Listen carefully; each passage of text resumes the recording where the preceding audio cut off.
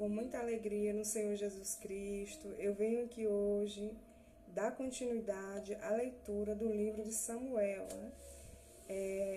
Eu li ontem a história de Ana, como foi que ela fez para conseguir a bênção dela, né? Que o sonho dela era ter filhos, porque ela era a segunda esposa de Eucana e a primeira esposa tinha muitos filhos e ela se sentiu humilhada, né? Por não ter nenhum filho do homem que ela amava, né? Então ela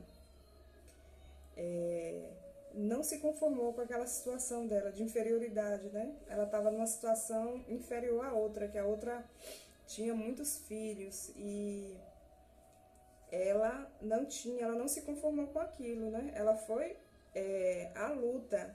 E como foi que ela foi à luta? Ela foi orar, ela foi jejuar, né? Até que o sacerdote prestou atenção nela e liberou a bênção para ela, né? E abriu a madre. E ela teve o Samuel, que foi uma bênção. O Samuel foi um voto naquela hora, daquela angústia, tristeza e ânsia por ter, né? Querer conseguir o milagre. Ela fez um voto com o Senhor, que se o Senhor liberasse para abrisse a madre, o primeiro filho seria dele.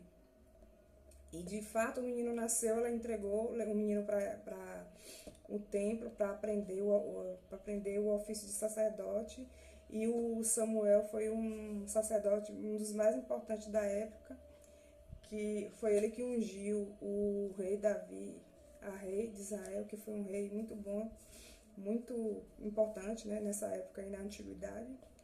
E aí eu vou ler a história aqui, a oração que Ana fez quando ela conseguiu a bênção dela.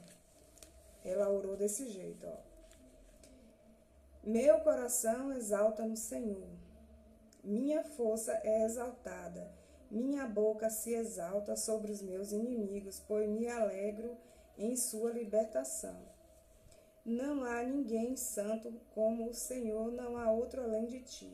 Não há rocha alguma como nosso Deus.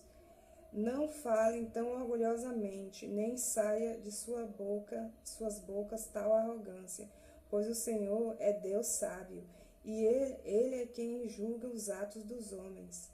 O arco dos fortes é quebrado, mas os fracos são revestidos de força. Os que tinham muito agora trabalham por comida, mas os que estavam famintos agora não passam fome. Aqui era estéril, deu à luz 7 filhos, mas a que tinha muitos filhos ficou sem vigor. O Senhor mata e preserva a vida. Ela faz descer a sepultura e dela resgata. O Senhor é quem dá pobreza e riqueza. Ele humilha e exalta. Levanta do pó o necessitado, e do monte das cinzas ergue o pobre. Ele os faz sentar-se com príncipes e lhes dá lugar de honra, pois os alicerces da terra são do Senhor. Sobre eles estabeleceu o mundo. Ele guardará os pés dos seus santos, mas os ímpios serão silenciados nas trevas. Pois não é pela força que o homem prevalece. Aqueles que se opõem ao Senhor serão despedaçados. Eles trovejará do céu contra eles. O Senhor julgará até os confins da terra. Ele dará poder a seu rei e exaltará a força do seu ungido. Então Eucana voltou para casa em Ramá, mas o menino começou a servir o Senhor sob a direção do sacerdote Eli. Amém, glória a Deus. Olha, depois que ela fez essa oração, ela ela fez essa oração no dia que foi entregar o menino, né, a Eli. E lá ela fez essa oração e entregou o menino, deixou o menino lá para aprender o ofício de sacerdote. Agora, uma coisa só que me chamou a atenção foi que realmente às vezes a gente se sente assim meio inferior, né, inferiorizado. Mas dessa história de Ana, a gente deve aprender que nós não devemos nos conformar com a nossa condição de inferior, porque como ela diz aqui, que Deus exalta o humilhado e abate o exaltado, né? Então, assim, ela não se conformou com aquela situação que ela estava, vendo a outra esposa do marido cheia de filhos, né? E ela na desvantagem, sem nenhum filho, né? O que ela fez? Ela não se conformou, ela orou a Deus, né? Com certeza ela jejuou, orou, buscou de todas as formas ter esse filho, né? Ao ponto que o sacerdote observou que ela estava muito apreensiva, né? E nesse dia o sacerdote liberou a bênção para ela, né? E ela engravidou. O que acontece? Ela fez o voto e cumpriu, pagou o voto dela, né? Ela não fez aquele sacrifício de tolo, né? De não pagar, votar e não pagar o voto. Realmente Deus abriu a madre e o primeiro filho dela, ela entregou para Deus.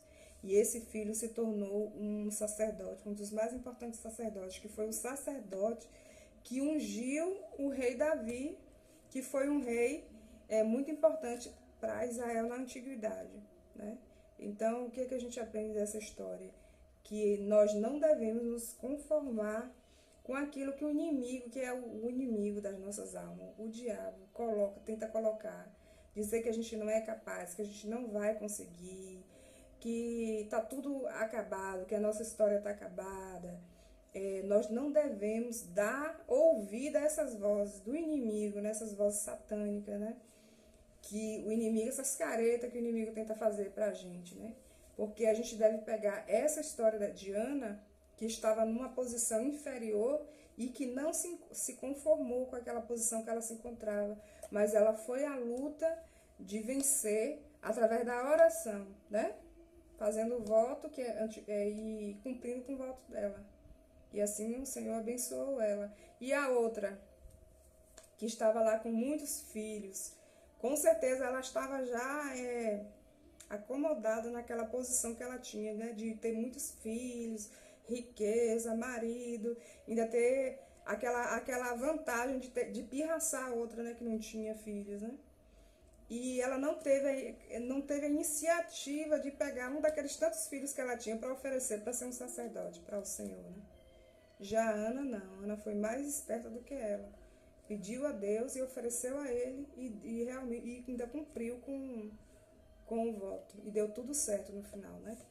E assim eu agradeço a oportunidade por mais um capítulo do livro de Samuel, 1 Samuel lido. Amém, Senhor. Obrigada, meu Deus.